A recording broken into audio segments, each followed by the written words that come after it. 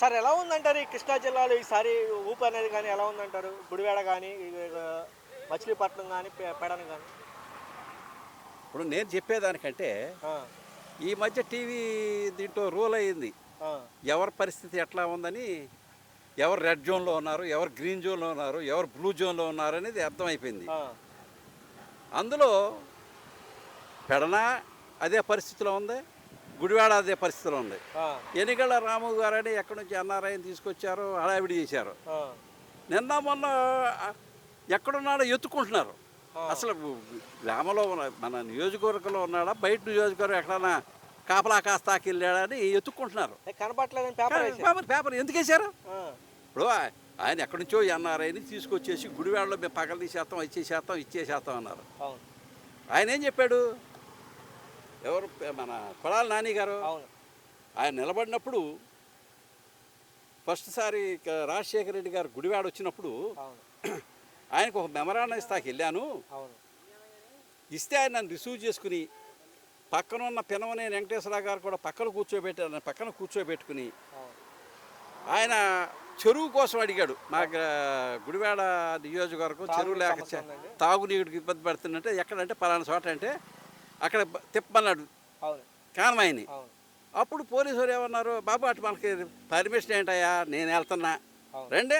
వెళ్ళాడు, చూశాడు, 24 గంటల్లో శాంక్షన్ చేయించాడు. ఆ, ఆ కృతజ్ఞతగా ఆయన గుడివాడ నుంచి హైదరాబాద్ పాదయాత్ర చేసి వెళ్తే, ఎందుకు నాని పాదయాత్ర చేస్తే నేను నిన్ను పిలుస్తానా, నువ్వు అడిగావు నేను ఇచ్చా.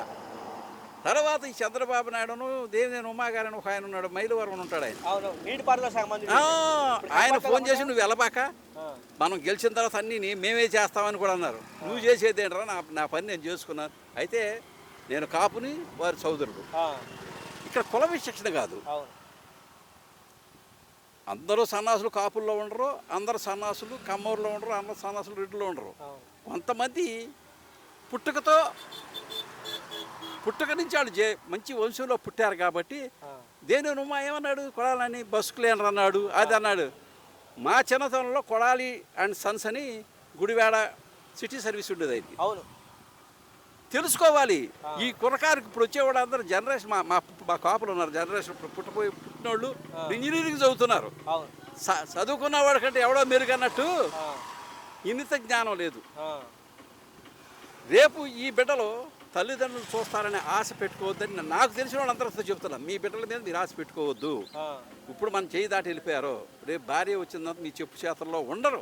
అవును, కాబట్టి ఇప్పటి నుంచే మీరు మీ పిల్లల్ని దాటిపోయినట్టే. ఊరిలో మీరు చదివించారు, మీరు కష్టపడి కూలి పనో 4 పనో చేసుకుని, అది కాకుండా ఈ ఫీజు రివర్స్మెంట్ వచ్చింది కదా, ఫీజు రియంబర్స్మెంట్. దానివల్ల వీళ్ళంతా చదువుకున్నారు తప్ప తల్లిదండ్రులు చదివించే స్థాయి ఎవరికి ఉంది వాళ్ళ. అవును, దాన్ని తీసేస్తానంటాడు. అవును.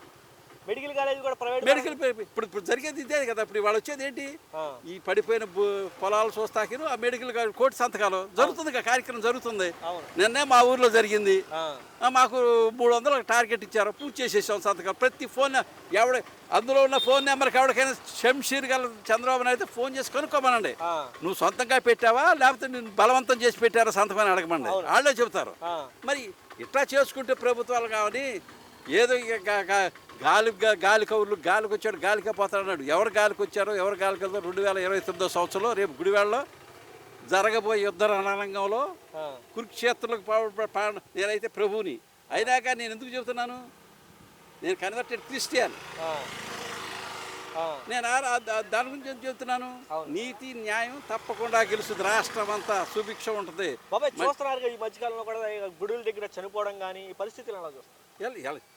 అసమర్థత, ఆ, అంతా అసమర్థతే. ఆ. సమర్థమైన పరిపాలన లేదు. అదే జగన్ గారి హయాంలో జరుగుంటే కనుక. అల్లరి ఇప్పుడు అదే తిరుపతి లడ్డు గురించి అన్నారు. నేను కన్వర్టెడ్ క్రిస్టియన్ చెబుతున్నా, అది ఏమన్నా తేలిందా? ఆ, ఆయన మీద కేసులు కట్టిన ఏమన్నా తేలియా? లేదు. అన్ని క్లీన్ చీట్తో బయటకు వచ్చేసాడు. అవును, ఇంకేంటి 19 కేసులు. ఇప్పుడు ఏంటంటే క్రిమినల్ కేసు. అన్ని క్రిమినల్ కేసులు. అది కాకుండా ఇప్పుడు జరుగుతుంది ఏంటంటే, ఆ, హయ్యర్ పోస్ట్లో ఉన్నవాడు జడ్జిలు కానీ, ఆ, హైకోర్టు జడ్జిలు కానీ, సుప్రీంకోర్టు జడ్జిలు కానీ అందరూ ఆ, కమ్మ కులస్తులు ఎక్కువ ఉన్నారు. బా హయ్యర్ పోస్టులు వాళ్ళు ఉంటాం, వాళ్ళని అడ్డం పెట్టుకుని ఇక్కడ రాజకీయం చేస్తూ వీటిని పోస్ట్ పోన్. లేకపోతే ఇప్పుడు జగన్ ఈ క్లీన్ చీట్ ఆడికి ఎందుకు క్లీన్ చీట్ తెచ్చుకోడు? అవును సార్. ఏంటి అప్పుడైతే కింద పోస్టులో మనవాళ్ళు ఉన్నారు. ఇప్పుడు ఎస్ఐలు కానీ కానిస్టేబుల్ మరి వీళ్ళ హవా సాగనివ్వట్లా అవును. పై వాళ్ళ దీంతో కేసుల్ని రేపొద్దు మన బిడ్డా పాపల మీద పడదా పాపం. అవును.